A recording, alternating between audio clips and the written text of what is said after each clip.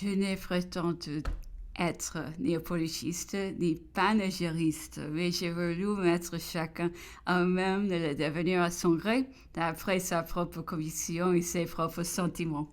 Et c'est ce qui m'a fait conserver dans l'ensemble du recueil, jusqu'aux petites minuties fins que chacun peut demeurer frappé par ces caractères de vérité qui naissent de la contexture même des choses.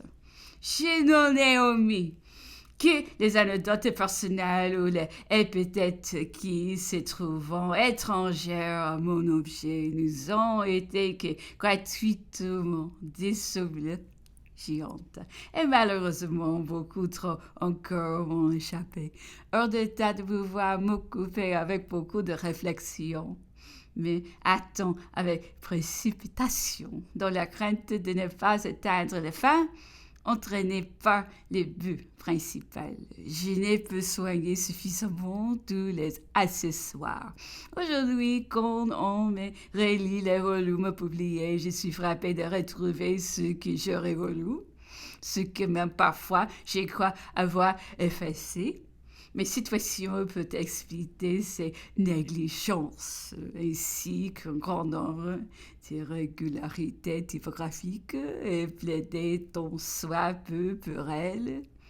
C'est contre le public et moi, il n'aura guère existé d'autre intermédiaire qu'un copiste et le prote. Voilà l'inconvénient de ma solitude absolue, sans conseil, sans avis, sans révision. Mais il sera tant tenté de me dire peut-être pourquoi n'avoir pas un recul à tant de personnages dont la bienveillance, la lumière et la connaissance de la matière même peut vous être au second service. Voici ma réponse. Où a-t-on-vous s'accorder en toutes choses de témoins d'un même fait? Il n'eût donc pas été deux de mes articles que chacun eût prétendu redresser en quelque chose à sa façon. Or, si je vais céder les véritables paroles, les opinions, les jugements erronés au nom de Napoléon, où sont bientôt disparus tout à fait, et alors que j'ai produit un livre refait à Paris, si au contraire je m'étais obstiné à résister, on connaît les hommes sur ce point, j'eusse fort obligé, et l'on ne me point pardonné d'avoir demandé des avis pour ne point les suivre. Mais peut-on me dire encore que n'attendiez-vous à l'exemple de tous les auteurs de mémoire qui généralement ne le laissant voir les jus après leur mort afin d'éviter les inconvénients auxquels vous vous exposez? Quoi? Que j'attendisse? Et le devoir auquel je me croyais tenu, comment se serait-il rempli, et mon intention de procurer des jouissances ceux qui ont aimé de forcer à l'estime ceux qui sont demeurés ennemis, qui seraient-elles devenus?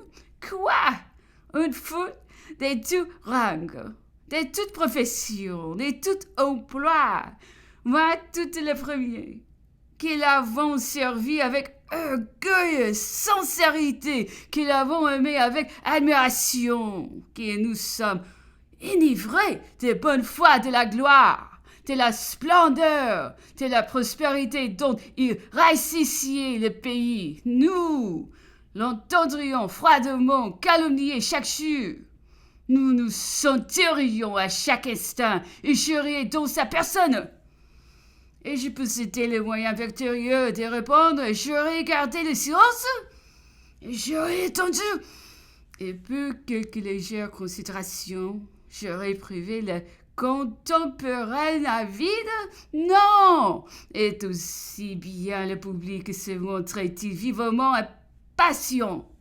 Il a tant été demandé des compagnons de Napoléon qui lui faisaient connaître ce qu'il avait recueilli de ses paroles en lieu dans sa pensée. Oh, la tenue de mon journal me rendait le mieux situé. Je me suis trouvé le plus tôt prêt.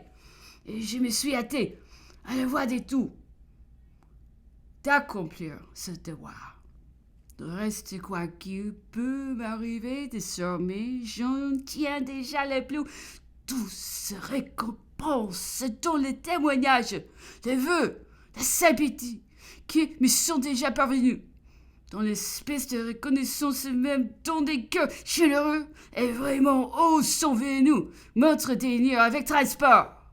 Ils s'en est trouvé qui ont été même jusqu'à avouer qu'ils se seraient attendus à être mieux traités. D'autres qui, tout bonnement, ils avaient à se plaindre, mais, disaient-ils, Napoléon a eu à plaindre aussi des tant du monde et devrait être si malheureux sur son roc.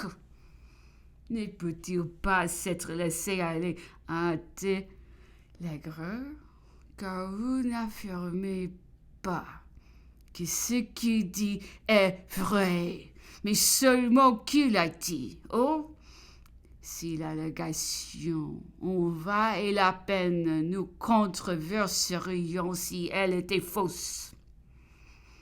Nous la démenterions et y concluions qu'il nous ayons de grands cœurs la mortification personnelle dans la satisfaction bien autrement générale qui devait causer tout ce que je faisais connaître celui dont ils avaient partagé les travaux et à quels ils devions leur fortune et leur gloire.